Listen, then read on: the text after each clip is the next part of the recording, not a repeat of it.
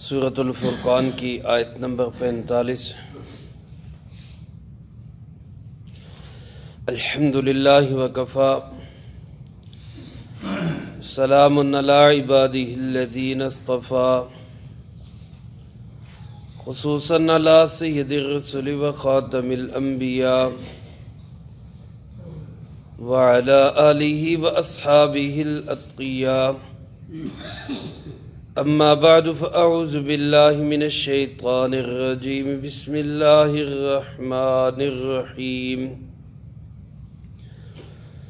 ألم تر إلى ربك كيف مد الظل ولو شاء لجعله ساكنا ثم جعلنا الشمس عليه دليلا ثم قبضناه إلينا قبضا يسيرا وهو الذي جعل لكم الليل لباسا والنوم سباتا وجعل النهار نشورا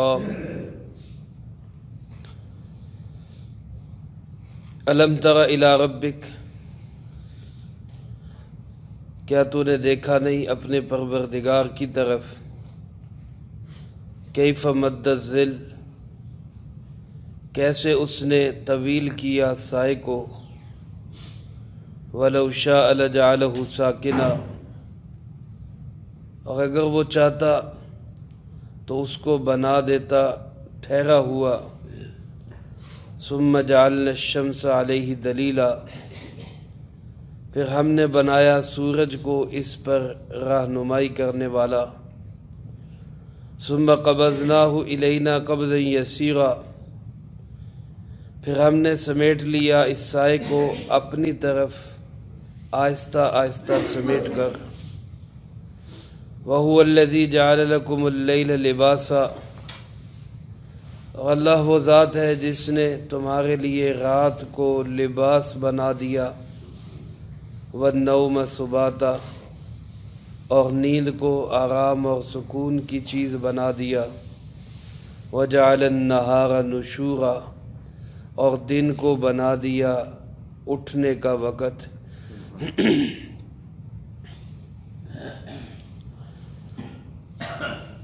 سورۃ الفرقان کے اس 5ویں رکوع میں اللہ رب العالمین نے اپنی قدرت کے بہت سارے دلائل کو بیان فرمایا ہے، جن سے یہ ثابت ہوتا ہے کہ اللہ ہے اور اللہ ایک ہے، اس کا کوئی ساجی اور شریک نہیں۔ اس کے بعد آخری رکوع ہے جس میں اللہ پاک نے عباد الرحمن کی صفات کو بیان کیا ہے، یعنی آخر سے پہلے والے رکوع میں اپنی صفات اور پھر آخری رکوع کے اندر اپنے خاص بندوں کی صفات۔ اللہ پاک مجھے آپ کو اپنی ذات کو سمجھنے کی بھی توفیق نصیب فرمائے اور اللہ اپنا خاص بندہ بننے کی بھی توفیق نصیب فرمائے۔ ان آیات مبارکہ میں اللہ پاک نے 4 چیزوں کو بیان فرمایا ہے، ایک تو سائے اور دھوپ کو، دوسرا، تیسرا اور چوتھا دن اور رات کو۔ سایہ اور دھوپ یہ 2 نشانیاں بیان فرمائی، اور دن اور رات یہ 2 نشانیاں بیان فرمائی۔ اللہ پاک ارشاد فرماتے الم تر الی ربک، اے مخاطب کیا تو نے اپنے پروردگار کو دیکھا نہیں؟ یا لفظ ترا رؤیت کا لفظ ہے، دیکھنے کا لفظ ہے۔ ظاہر ہے دنیا کے اندر کوئی بھی انسان اتنی طاقت اور ہمت نہیں رکھتا کہ وہ اللہ پاک کو دیکھ سکے۔ عام انسان تو عام رہا، انبیاء علیہ السلام کی مجال نہیں کہ وہ اس دنیا میں رہتے ہوئے اس دنیا کی آنکھ کے ساتھ اللہ پاک کو دیکھ سکے۔ حضرت موسیٰ علیہ السلام نے درخواست پیش کی کہ اللہ میں آپ کو دیکھنا چاہتا ہوں، تو اللہ پاک نے فرمایا لن ترانی، آپ ہرگز مجھے دیکھ نہیں سکتے۔ یعنی اس دنیا میں رہتے ہوئے اس کی آنکھ میں یہ پاور ہی اللہ نے نہیں رکھی کہ یہ اللہ کے نور کی تجلیات کو برداشت کر سکے۔ فرمایا اگر آپ اس کا منظر تھوڑا سا دیکھنا چاہتے ہی ہیں تو چلو میں سامنے پہاڑ پہ اپنے نور کی تجلی پھینکتا ہوں، ڈالتا ہوں اس پہ اپنے نور کی تجلی، اگر آپ اس کو برداشت کر گئے تو پھر آگے چل لینا۔ فرمایا فلما تجلی ربہ للجبل جعلہ دکا وخر موسیٰ صاعقا فلما افاق قال سبحانک۔ فرمایا جب اللہ پاک نے اپنے نور کی ایک معمولی سی تجلی اس پہاڑ پہ ڈالی تو پہاڑ ٹکڑے ٹکڑے ہو گیا، اور موسیٰ علیہ السلام اس کو برداشت نہ کر سکے اور بے ہوش ہو کر گر پڑے۔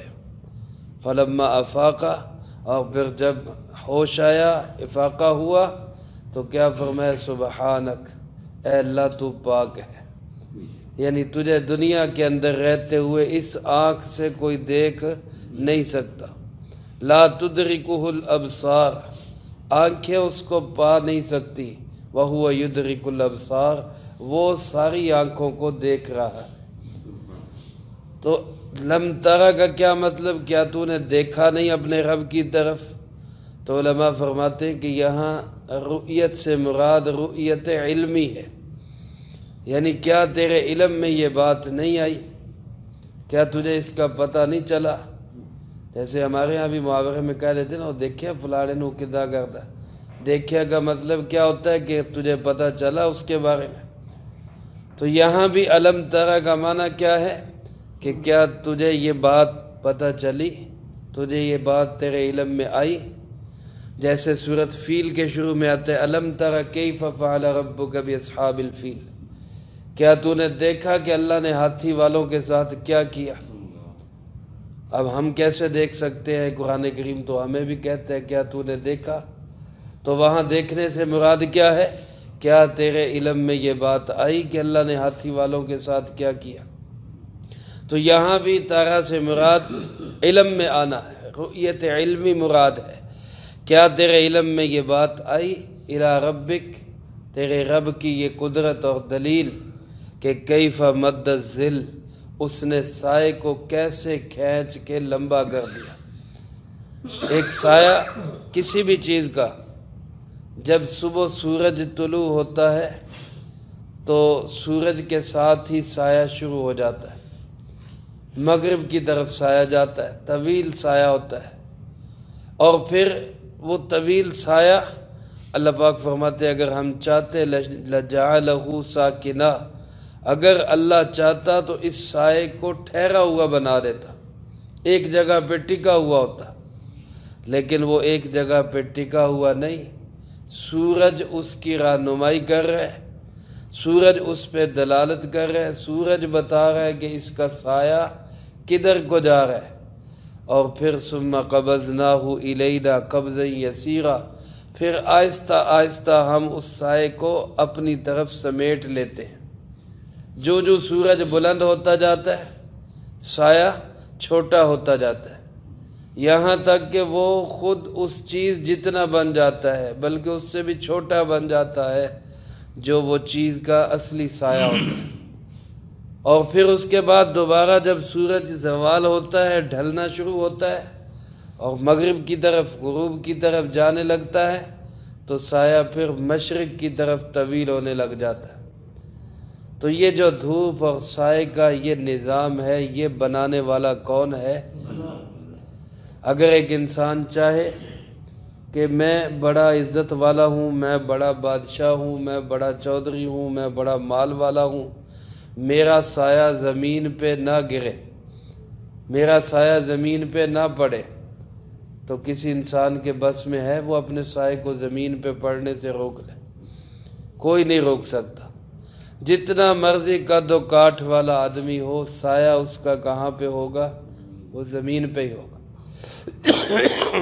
بعض حضرات نے جناب محمد کریم صلی اللہ علیہ وسلم کے معجزات میں یہ بات لکھی ہے کہ آپ علیہ السلام کا سایہ تو تھا، ساری کائنات پہ آپ کا سایہ، اللہ ہمارے سروں پہ آپ کا سایہ سلامت رکھے، لیکن معجزہ آپ کا یہ تھا کہ آپ کا سایہ فرش پہ نہیں پڑتا تھا، زمین پہ نہیں پڑتا تھا، کہیں دیوار پہ، کہیں اونچی جگہ پہ، وہاں تو محسوس ہو جاتا، لیکن زمین پہ، فرش پہ یا غلط جگہوں پہ آپ صلی اللہ علیہ وسلم کا یہ معجزہ تھا، اللہ نے آپ کے سائے کو بھی اس سے بچایا ہوا ہے۔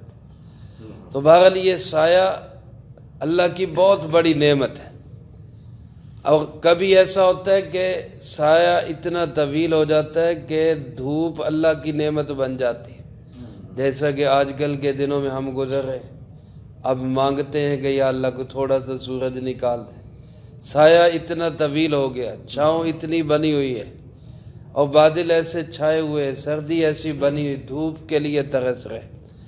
پھر جب گرمیوں میں لگاتار دھوپ پڑتی ہے اور ٹمپریچر جو ہے وہ 48 سے اوپر کراس کرتا ہے، تو پھر دعا مانگتے ہیں کہ یا اللہ کوئی بادل آ جائے، کوئی سایہ آ جائے۔ حضرات صحابہ اکرام رضی اللہ تعالیٰ مجمعین فرماتے جب ہم فتح مکہ کے لیے جا رہے تھے تو ہم میں سے بعض ساتھی اپنے ڈھال کے ساتھ اپنے اوپر سایہ کر رہے تھے، اور اکثر ساتھی ایسے تھے کہ جن کے پاس سوائے ان کے ہاتھوں کے اور کوئی سایہ نہیں تھا، یعنی دھوپ سے بچنے کا ایک ہی راستہ تھا کہ ہاتھ آگے کر لیں، اس کے علاوہ کوئی سایہ نہیں تھا۔ تو بعض ایسے لوگ ہیں جو گرمی کے اندر، دھوپ کے اندر سارا دن کام کرتے ہیں، تو ان سے پوچھیں کہ سایہ کتنی بڑی نعمت ہے، سائے میں کام مل جائے، سائے کے اندر کام کرنا مل جائے، کتنا بڑا اللہ کا احسان اور نعمت ہے۔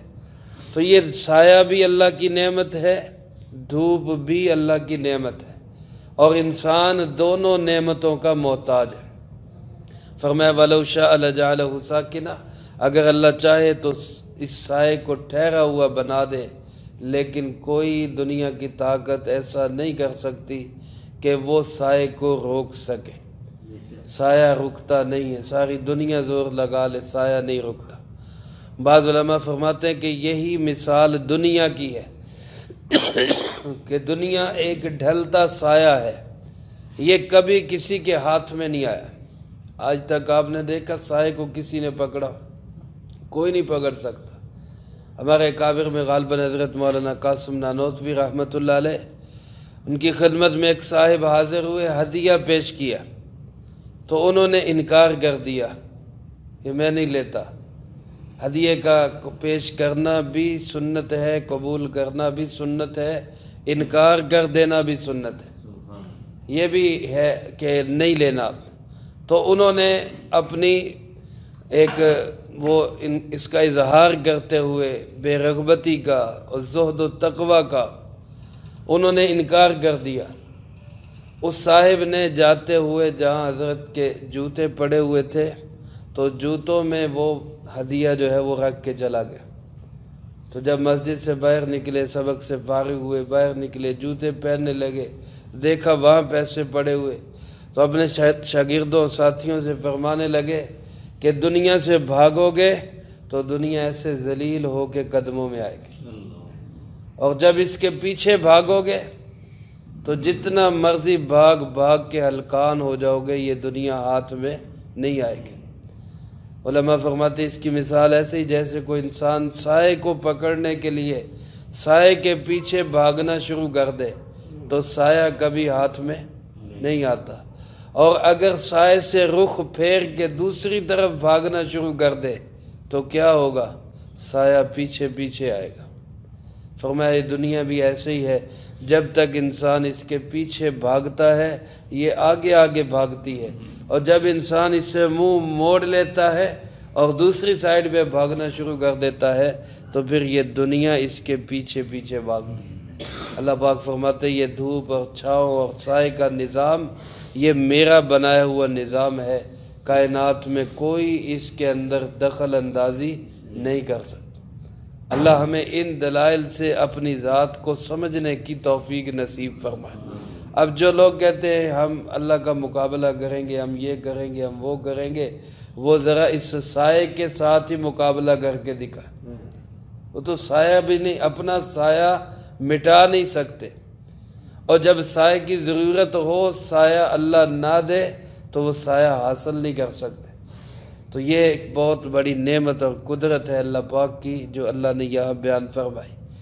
تیسری اور چوتھی چیز اللہ پاک نے فرمایا وَهُوَ الَّذِي جَعَلَ لَكُمُ اللَّيْلَ لِبَاسًا، اللہ وہ ذات ہے جس نے رات کو تمہارے لیے لباس بنا دیا۔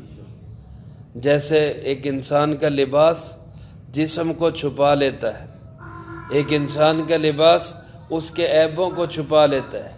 ہم نے لباس پہنا ہوا ہے اور لباس پہننا یہ انسانیت ہے، لباس کا نہ ہونا یہ حیوانیت ہے۔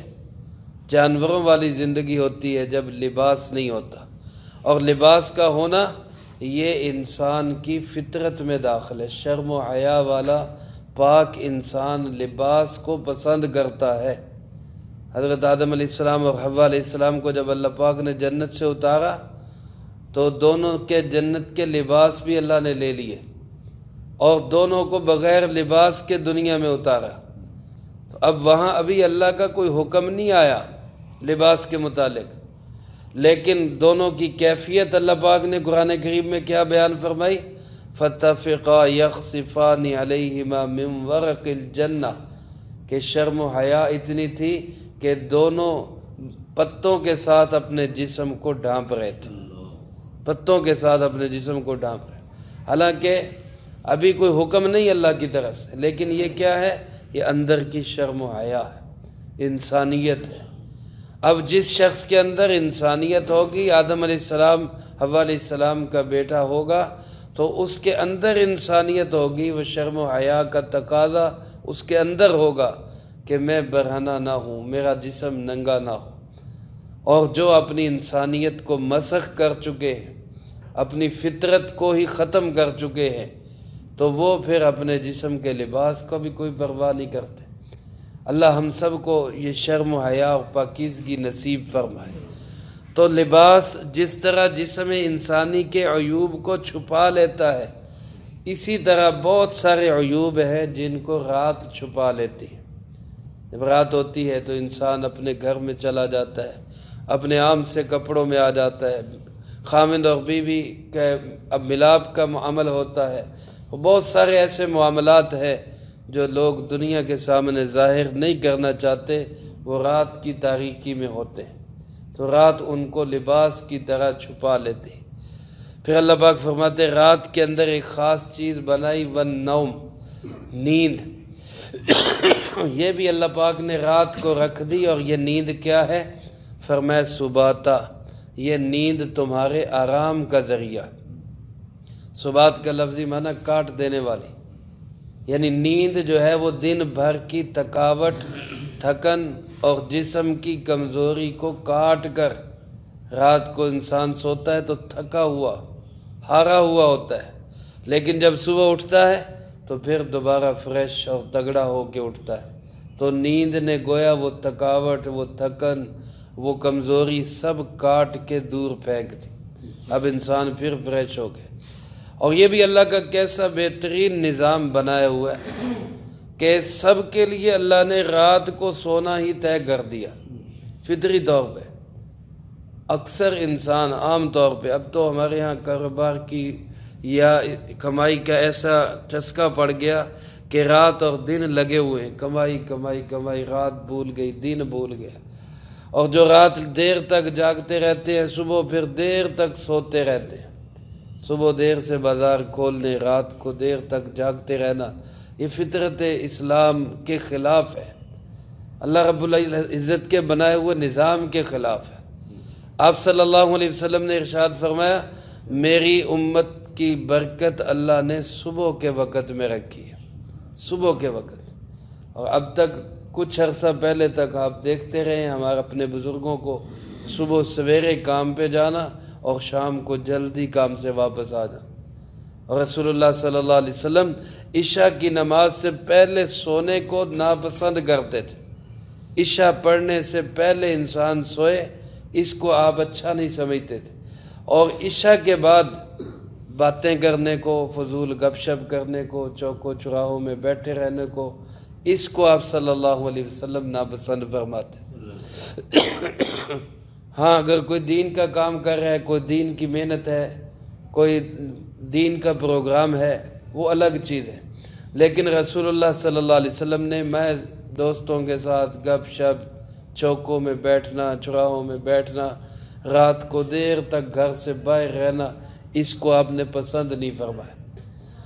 تو جلدی سو جانا اور جلدی اٹھ جانا یہ نظام فطرت ہے۔ اللہ پاک ارشاد فرماتے ہیں ہم نے نیند کو تمہارے آرام کا ذریعہ بنا دی۔ اب رات کو جب انسان تھک جاتا ہے، سونا ہوتا ہے، تو سونے کے لیے عام طور پہ انسان کو تیز روشنی اچھی نہیں لگتی، وہ چاہتا ہے جب میں نے سونا ہے تو روشنی تیز نہ ہو، تو اللہ پاک نے دن کا اجالا ختم کر دیا، گویا سورج کا ہائی پاور بلب وہ جو ہے غروب ہو گیا، اور اس کی جگہ چاند کی شکل میں، ستاروں کی شکل میں چھوٹی چھوٹی لائٹیں آ گئی، تاکہ میرا بندہ سکون کے ساتھ رات کے اندھیرے میں آرام کر سکے۔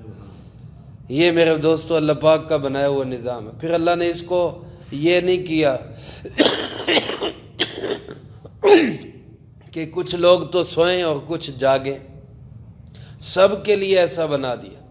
رات ہوتی ہے، ساری مخلوق سونے کے لیے آتی ہے، کیا انسان، کیا پرندے، کیا درندے، کیا جانور، سب سونے کے لیے آ گئے۔ اگر ایسا نہ ہوتا، یہ نظام اللہ کی طرف سے بنایا ہوا نہ ہوتا، تو ایک بندہ کہتا جی میرے سون دا ٹائم ہے، دوجا کہنا میرے اٹھن دا ٹائم ہے، وہ کہتا لائٹ بند کرو، وہ کہتا نہیں میں نے تو کام کرنا ہے۔ تو ایک دنیا کے اندر ایک تماشا بن جاتا، فساد مچ جاتا۔ اللہ نے ایسا نظام بنایا، رات ہوئی تو سب سونے کے لیے اپنے اپنے کمروں میں آ گئے، اور دن چڑھا سب کمائی کے لیے اٹھ کھڑے ہوئے۔ فرمایا وَالنَّوْمَ سُبَاتًا، رات کو ہم نے کاٹ دینے والی یعنی آرام دینے والی چیز بنایا، اور وَجَعَلْنَا النَّهَارَ نُشُورًا، دن کو اللہ نے بنایا دوبارہ جی اٹھنے کا وقت۔ نشور کہتے ہیں اصل قبر سے اٹھنے کو، تو یہاں مراد اٹھنا ہے، یعنی جب انسان سویا تو سویا اور مویا ایک جیسا، لیکن جب اللہ نے دوبارہ بیداری دی تو گویا دوبارہ زندگی ہو گئی۔ جیسے انسان نیند سے دوبارہ اٹھتا ہے، ایسے ہی مر کے بھی انسان دوبارہ اٹھے گا۔ تو یہ دن کو اللہ نے کام کاج کا ذریعہ بنایا ہے۔ تو دن اور رات کا نظام بھی کس کے ہاتھ میں ہے؟ اللہ۔ اب دن بڑھنا شروع ہو گئے، مغرب کی طرف سے دنوں کے اندر فرق پڑ گیا، فجر کی طرف سے بھی چند دنوں میں فرق پڑنا شروع ہو جائے گا۔ اب اگر ایک انسان کیا ساری انسانیت مل کے زور لگائے کہ نہیں رات اتنی رہے اور دن اتنے ہی رہے، روک سکیں گے اس نظام کو؟ کوئی نہیں روک سکتا۔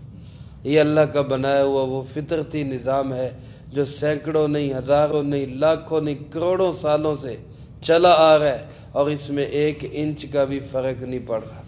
اللہ پاک ہم سب کو اپنی ذات کے اس نظام کو سمجھنے کی توفیق نصیب فرمائے، اور اس سے اپنی ذات تک پہنچنے کی توفیق عطا فرمائے۔ اللہ اپنی اور اپنے محبوب صلی اللہ علیہ وسلم کی سچی اور پکی محبت نصیب فرمائے، جو کہا سنا اس کو زندگی میں لا کے دوسروں تک پہنچانے کی توفیق عطا۔ اللہم انت السلام و منک السلام، تبارکت ربنا و تعالیت یا ذا الجلال والاکرام۔ اللہم انا علی ذکرک و شکرک و حسن عبادتک، اللہم احسن عاقبتنا فی الامور کلہا واجرنا من خزی الدنیا وعذاب الاخرہ، اللہم واقیتا کواقیت الولید، اللہم استر عوراتنا و آمن روعاتنا، اللہم انا نجعلک فی نحورہم ونعوذ بک من شرورہم، اللہم اکفنا بحلالک عن حرامک واغننا بفضلک عمن سواک۔ اے ارحم الراحمین، اس پورے ہفتے میں جتنا درس قرآن ہوا، اے اللہ ان احباب نے جو جو اعمال کیے، اے اللہ پاک اس سب کو اپنی بارگاہ میں قبول فرما۔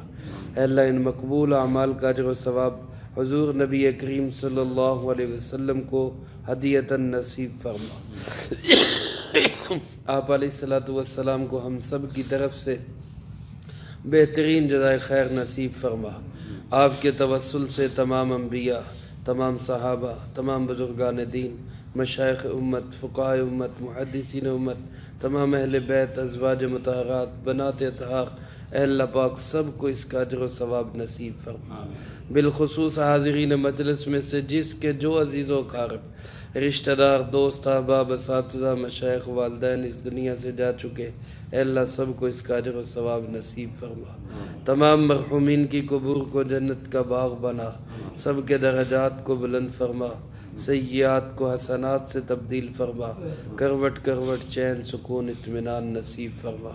گزشتہ دنوں ہمارے ایک بزرگ حضرت مولانا درخواستی رحمۃ اللہ علیہ کے بڑے بیٹے حضرت مولانا فداء الرحمن درخواستی قضاء الہی سے انتقال فرما گئے، اور ان کے علاوہ بہت سارے دوست احباب ان کے ہاں اموات ہوئی۔ اے اللہ سب کو اس کا اجر و ثواب نصیب فرما۔ یا اللہ جنہوں نے دعاؤں کے لیے کہا یا نہیں کہہ سکے ان کا حق ہے، اے اللہ سب کو یا اللہ درجہ بدرجہ اس کا اجر و ثواب نصیب فرما۔ یا اللہ پاک ہم سب کو اپنے اپنے وقت پہ اچھی موت نصیب فرما، بری موت اور اس کے اسباب سے بھی اللہ ہماری حفاظت فرما، عزت کی زندگی، شہادت کی موت نصیب فرما، اسلام والی زندگی، ایمان والی موت نصیب فرما۔ اے اللہ تمام بیماروں کو شفا عطا فرما، پریشان حالوں کی پریشانیاں دور فرما، مقروضوں کو قرضوں کے بوجھ سے رہائی نصیب فرما، بے اولادوں کو نیک صالح اولاد نصیب فرما۔ اے اللہ پاک یا اللہ ہماری دنیا آخرت کی تمام ضرورتیں یا اللہ اپنی رحمت سے پوری فرما۔ اے اللہ ہماری دنیا بھی اچھی بنا، ہماری آخرت بھی اچھی بنا۔ اے اللہ پاک تو ہم سے راضی ہو جا، اے اللہ اپنی محبت نصیب فرما، اپنی معرفت نصیب فرما، اپنے محبوب کی اور محبوب کے پیاروں کی سچی محبت نصیب فرما۔ اے اللہ ہماری دعاؤں کو اپنے فضل و کرم سے قبول فرما۔ ربنا تقبل منا انک انت السمیع العلیم وتب علینا انک انت التواب الرحیم، وصلی اللہ علی النبی الکریم وعلی آلہ واصحابہ اجمعین برحمتک یا